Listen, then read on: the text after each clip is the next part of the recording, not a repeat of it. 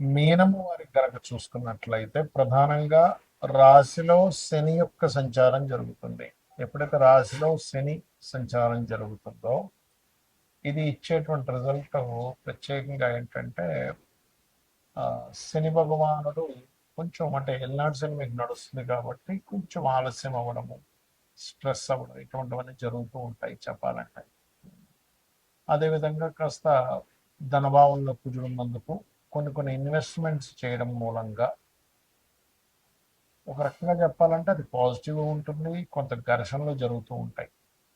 మరి రెండులో ఉండే కుజుడు 21వ తేదీకి మూడులోకి మారడము, మూడులో ఉండేటువంటి రవి 15వ తేదీకి 4వ భావంలోకి మారుతున్నాడు. 4లో ఉండేటువంటి గురువు శుక్ర బుధుల్లో గురువు 2వ తేదీకి పంచమంలోకి మారుతున్నాడు జూన్ 2 నుంచి. మరియు 9 నుంచి శుక్రుడు మారుతున్నాడు 23వ తేదీ నుంచి. గురువు కూడా పంచమంలోకి వస్తున్నాడు. 6లో కేతువు, భాగ్యభావం నుంచి చంద్రుడు మరలా దశమ భావం వరకు అంటే 12 రాసుల దశమంలో సెటిల్ అవుతాడు. 12లో రాహు ఉన్నాడు.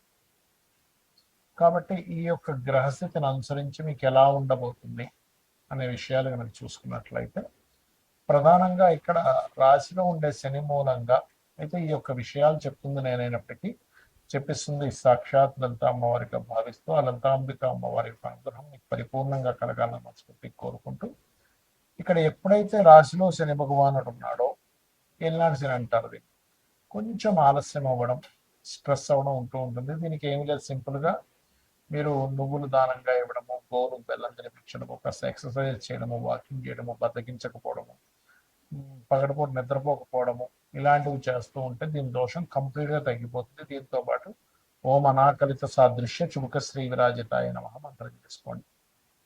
అలాగే వ్యాపార లాభాలు ఎంత కలుగుతాయో కొంచెం కుటుంబ స్థానంలో ఉండే కుజుడు వల్ల కుటుంబీకులు కుటుంబ వ్యక్తులతో కొంత ఘర్షణ కూడా ఉంటూ ఉంటుంది.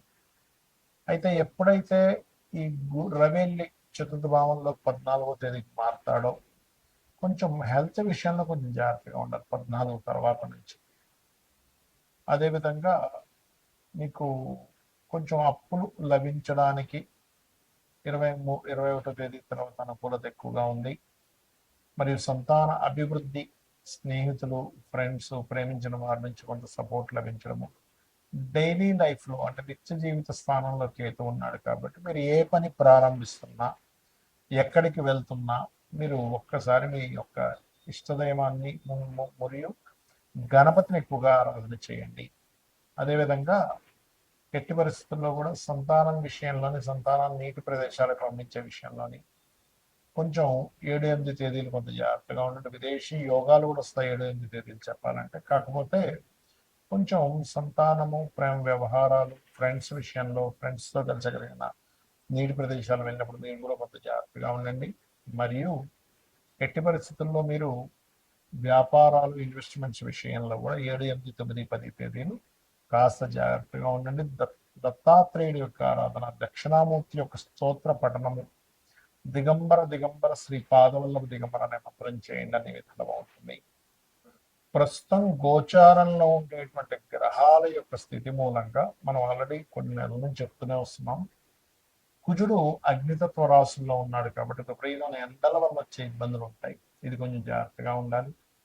నీటి వల్ల వచ్చేటువంటి వైరస్లు, గురువు అతిచారంలో కర్కాటకంలోకి వెళ్ళాడు కాబట్టి ధరలు విపరీతంగా పెరగడం, తగ్గడం, అది గోల్డ్ అనుకోండి, సిల్వర్ అనుకోండి, అన్ని కూడా మనం ఆల్రెడీ మే 11 నుంచే May first week, second week నుంచి పెరుగుతాయని చెప్పాం. అదే రకంగా పెరుగుతూ వస్తున్నాయి.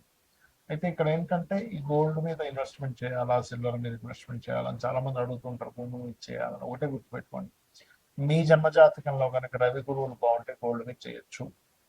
ఎఫ్లెక్షన్లో లేదు అనుకుంటే చంద్రుడు బాగుంటే సిల్వర్ మీద చేయొచ్చు. కుజుడు బాగుంటే ల్యాండ్స్ మీద చేయొచ్చు.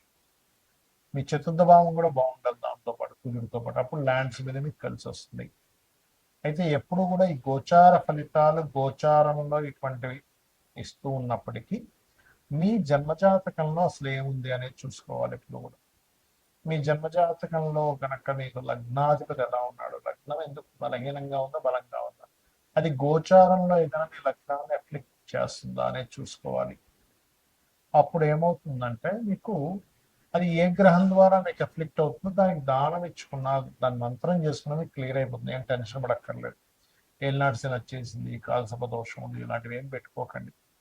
మీరు నిత్యము మీరు మీ ఇష్టదైవాన్ని ఆరాధించుకుంటూ నిత్యము లలిత చదువుకోవడము, ఉదయం సాయంత్రం ఏదైనా చక్కగా ఒక ఆలయానికి వెళ్ళడం చేస్తే మీ చుట్టూ మీ ఆరాలో పాజిటివ్ ఎనర్జీ ఎప్పుడైతే వచ్చిందో దేనికి భయపడాల్సిన అవసరం ఉండదు. కాకపోతే ఇక్కడ ఏంటంటే ఆస్ట్రాలజీ ఎందుకు, నీ జ్యోతిశాస్త్రం ఎందుకుందంటే మీకు ఒక మార్గం చూపించడం, జ్యోతి అంతే కదండి, వెలుగు, జ్యోతిష్యము అంటారు. కాబట్టి వెలుగునిస్తుంది. అసలు మీకు ధనయోగం ఎందులో ఉంది అనేది మీ జాతకం చెప్తుంది. ఈ మార్గంలో వెళ్తే, ఈ ప్రొఫెషన్లో ఉంటే, ఇది చదువుకుంటే, ఈ వ్యాపారం చేస్తే, ఈ ఈ సమయంలో వ్యాపారం చేస్తే, ఇటువంటి వాటికి సంబంధించిన సర్వీసెస్ లేకపోతే ఉద్యోగం చేయాలనే దాన్ని ఒక క్లారిటీ ఇస్తుంది. అదేవిధంగా మీరు చేసే ప్రయత్నాలు అనుకోండి, మీరు ఉండే డైరెక్షన్ అంటే మీరు ఎప్పుడు గృహం కొనుక్కోవాలి, ఏ డైరెక్షన్లో నివసిస్తే మంచిది అనేది మీ చతుర్థ భావం.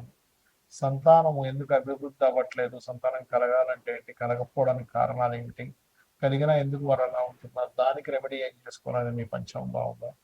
రుణరోగ శత్రుభావం అంటారు. అంటే మనం పూర్వజన్మంలో చేసినటువంటి కర్మలు రుణము రూపంలోని, రోగము రూపంలోని, శత్రు రూపంలో వస్తుందట. దాన్ని మీ ఆరో భావంలో ఉండేటువంటి గ్రహాల యొక్క స్థితిగతులను బట్టి మీరు దాన్ని సెట్ చేసుకోవాలి. అలాగే మరొక విషయం ఏంటంటే ఇక్కడ గమనించినట్లయితే ఈ జాతక చక్రంలో ముఖ్యంగా మీకు అష్టమం అంటే ఆకస్మిక సంఘటనలు, దశమం వృత్తి, లాభం వ్యాపార సంబంధించినటువంటి విషయాలు ఏవైతే ఉంటాయో ఇక్కడ ప్రధానంగా మీ యొక్క పర్సనల్ చార్ట్లో ఎలా ఉంది అనేటువంటి విషయాలను చూసుకోవాలి. అవి ఏమి చూసుకోకుండా కేవలం మీరు ఏళ్ళనాటి శని వచ్చేసింది, అర్ధాష్టమి శని వచ్చింది, దాని ప్రభావం ఉండదని నేను చెప్పట్లే. అది ఉన్నప్పటికీ మీరు ఏళ్ళనాటి శని ఉన్న ఎవరైనా సరే ఓం అనాకలిత సాదృశ్య చుబుక శ్రీ విరాజిత అయిన మహామంత్రం చేసుకోవడము, గోవులకు కాస్త బెల్లము తినిపించడము, మరియు అదే విధంగా మరొక విషయం ఏంటంటే ఇక్కడ గమనించినట్లయితే ఈ యొక్క ఈ నిత్యము కూడా ఎల్నాటి శని ఉండేటువంటి వారు కాస్త శనివారం పూట కాస్త ఏంటంటే నువ్వులు నూనె ఒంటికి రాసుకొని దాని తర్వాత స్నానం చేయడం ద్వారా కూడా మీకు ఎల్నాటి శని యొక్క ప్రభావం తగ్గుతుంది, గుర్తుపెట్టుకోండి. ఇక మీరు ఇంకొక విషయం ఏంటంటే ఇక్కడ మీరు అర్థం చేసుకోవాల్సింది, ఇన్వెస్ట్మెంట్స్ చేసే విషయంలో, విదేశాలకు వెళ్ళే విషయంలో కూడా ఒక సమయం అనేటువంటిది ఉంటుంది. ఎప్పుడు ఇన్వెస్ట్మెంట్ చేయాలి, ఎప్పుడు ఇన్వెస్ట్మెంట్ చేయకూడదు, ఏ సమయంలో ఇన్వెస్ట్మెంట్ చేయడం వల్ల మీకు మంచి ఫలితాలు ఉంటాయి, ఏ సమయంలో ఇన్వెస్ట్మెంట్ చేయకపోవడం వల్ల మీకు మంచి ఫలితాలు ఉంటాయి కూడా ఉంటుంది. అది మీరు గోచారంలో 12వ భావంలో ఏ గ్రహం వచ్చి కూర్చుంది అనేటువంటి చూసుకోవాలి. అది మీరు ఇది సమయం మంచి సమయమా కాదా అనేటువంటి నిర్ధారణ ఇస్తూ ఉంటుంది. ఆ రకంగా చేసుకుని మీకు ఇంకోటి ఏంటంటే ఉంగరాలు ఇలాంటివి పెట్టుకుంటూ ఉంటారు, నేను కాదనట్లేదు. దానివల్ల కొంత ఎనర్జీ, పాజిటివ్ ఎనర్జీ ఉంటుంది. కానీ మీరు ఏంటంటే తెలియకుండా, తెలుసుకోకుండా ఏది పడితే అది పెట్టేసుకుంటున్నారు. అలా కాదు, మీకు మీ జన్మజాతకంలో ఏ గ్రహం మీకు పాజిటివ్ ఫలితాలు ఇస్తుంది, ఆ గ్రహ సంబంధించింది ఇప్పుడు మీకు పెట్టుకోవచ్చా లేదా కొంతకాలం తర్వాత ఆ యొక్క ఉంగరాన్ని ధరించాలా అనేటువంటి విషయం మీ జన్మజాతకంలో నవగ్రహాల్లో ఏ గ్రహం మీకు పాజిటివ్గా ఉందో చూసుకుని దాన్ని పెట్టుకోవాలి. లగ్నానికి శుభుడు పాపి, మనకి శనివర్గ లగ్నాలు, గురువర్గ లగ్నాలు అని 2 రకాలుగా ఉంటాయి. కాబట్టి దాన్ని బట్టి కూడా పెట్టుకుంటారు. కానీ దానికంటే అతి ముఖ్యంగా మీరు చూసుకోవాల్సింది మీ యొక్క లగ్నం శనివర్గమైనా గురువర్గమైనా కూడా మీ యొక్క జాతక చక్రంలో మీ గ్రహాల్లో ఏది స్ట్రాంగ్గా ఉందో చూసుకుని పెట్టుకోవడం వల్ల మీకు మంచి ఫలితాలు రానున్నాయి, గుర్తుపెట్టుకోండి, వస్తాయి కూడా.